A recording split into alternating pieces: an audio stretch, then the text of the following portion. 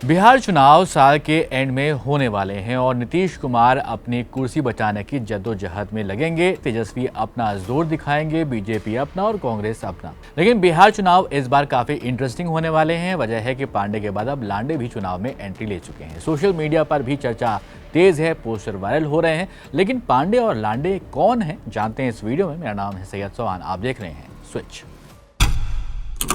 बिहार की राजनीति में एक नया मोड़ तब आया जब पूर्व आईपीएस अधिकारी शिवदीप वामन राव लांडे ने 8 अप्रैल को एक नई राजनीतिक पार्टी हिंद सेना की घोषणा कर दी।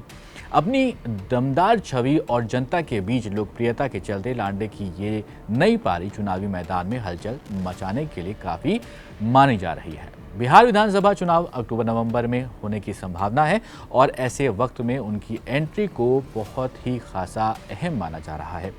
अब शिवदीप लांडे साहब के बारे में थोड़ा डिटेल में आपको बताते हैं। 2006 बैच के बिहार कैडर के आईपीएस ऑफिसर शिवदीप लांडे को बिहार की जनता एक ईमानदार, सख्त और जमीन से जुड़ा हुआ ऑफिसर मानती रही है। बतौर सिटी एसपी पटना इन्होंने लड़कियों को सड़क छेड़छाड़ से सुरक्षा दिलाने के लिए काफ़ी कड़े कदम उठाए थे। रोहतास में पत्थर माफिया के खिलाफ कार्रवाई की थी, अररिया में नशा तस्करों पर शिकंजा कसा था और मुंगेर में नक्सलियों और अवैध हथियार कारोबारियों के खिलाफ मोर्चा खोला था। तो लांडे साहब की नई पार्टी जो है उसका नाम है हिंद सेना। उसका एजेंडा क्या है तो वो समझिए। पार्टी के लॉन्च के दौरान लांडे ने कहा कि हिंद सेना राष्ट्रभक्ति, समाज सेवा और समर्पण के सिद्धांतों पर चलेगी। हमारा मकसद जनता की आवाज़ बनना है।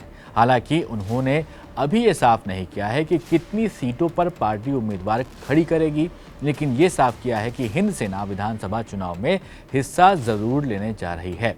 अब ये एंट्री खास क्यों है ये समझते हैं। देखिए, शिवदीप लांडे ने अपने पूरे टेन्योर में बिहार को ही अपनी कर्मभूमि मानी है। हालांकि वो महाराष्ट्र से आते हैं। 22 सितंबर 2024 को जब उन्होंने पुलिस सर्विसेज से इस्तीफा दिया तो लोग तभी से अंदाज़ा लगाने लगे थे कि अब उनका अगला कदम राजनीति ही होगा। हालांकि शुरू में उन्होंने इससे इनकार किया था, लेकिन अब उन्होंने ये साफ कर दिया है कि वो जनता की सेवा की नई राह पर वो आने वाले हैं और बल्कि चुन चुके हैं कि वो अब अपनी पार्टी के ज़रिए चुनाव में हिस्सा लेंगे और पार्टी के ज़रिए ही देखेंगे कि क्या उनकी सरकार में जो उनकी सीट्स हैं उनकी पार्टी के ज़रिए वो मिल पाती हैं उनको या फिर नहीं।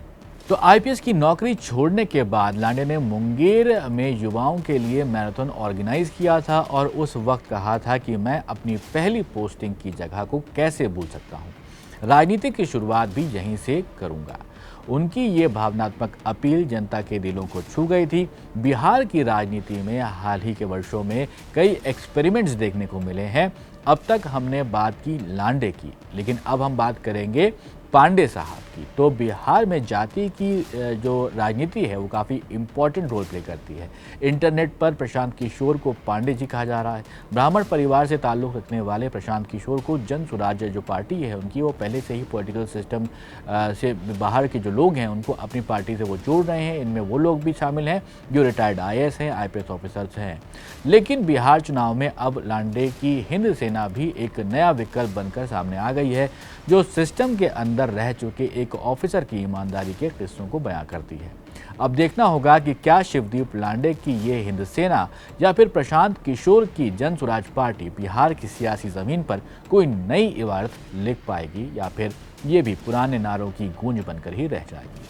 आपकी राय क्या है, ज़रूर हमें कमेंट बॉक्स में बताइएगा और ऐसे ही वीडियोज़ के लिए आप देखते रहिए स्विच।